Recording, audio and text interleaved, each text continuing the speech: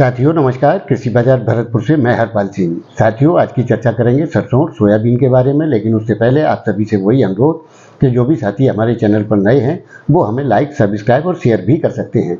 साथियों 2-3 दिन से मंदी का दौर खाद्य तेलों में बना हुआ था। विदेशी बाजारों में भी अच्छी खासी गिरावट का रुख था, जिसके चलते घरेलू बाजारों में भी सरसों सोयाबीन में अच्छी गिरावट की स्थितियां दर्ज की गई।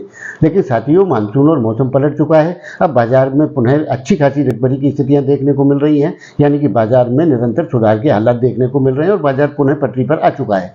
साथियों जैसा कि आप सभी जानते हैं कि अभी भी हमारे मंदे वाले भाई सरसों के अंदर एक बड़ी मंदी, यानी कि अन्य खाद्य तेलों में भी मंदी की दौर की स्थितियां मई माह के अंदर देख रहे थे, यानी कि 10 मई तक उनको अच्छी खासी मंदी की इसमें संभावनाएं प्रतीत होती थी, जिसके चलते उन्होंने 4760 रुपये भरतपुर 42 कंडीशन सरसों के भाव कोट किए थे आगामी दौर के लिए। और फिलहाल आज की तारीख में वो 4850 रुपये के भावों को मायूसी तौर पर एक बार आने की स्थितियां निश्चित रूप से इसमें देख रहे हैं।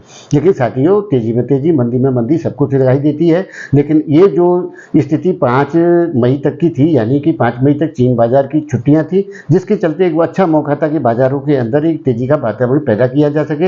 लेकिन साथियों इसमें इस प्रकार की कोई सफलता मंदी की स्थितियों में नहीं मिल सकी, जिसके चलते बाजारों ने पुनः तेजी की ओर रुख कर लिया है और बाजारों में सुधार की स्थितियां देखी जा रही है। गोयल कोटा जो निचले स्तर पर 5100 सवा 5100 रुपये के भाव सरसों पहुंच गए थे, वो पुनः 5200 और सोयाबीन 4700 रुपये प्लांट भाव बोले जा रहे हैं। और साथियों इसमें आगे आने वाले दौर के अंदर निश्चित रूप से सुधारों की स्थितियां ही रहेंगी, क्योंकि गिरावट की जो स्थितियां थी, जैसा कि हमने आपको अनुमान दिया था कि भरतपुर मंडी 5000 कंडीशन से नीचे अगर जाएगी तो कुछ समय के लिए जा सकती है। और वैसा ही दौर इसमें देखने को मिला कि भरतपुर मंडी एक दिन 4980 रुपये और दूसरे दिन 4995 रुपये के भाव देखे गए और आज निश्चित रूप से 5000 रुपये के भावों को क्रैश करते हुए मंडियों की स्थितियां देखने को मिलेंगी, ऐसा इसमें हमारा व्यक्तिगत अनुमान है।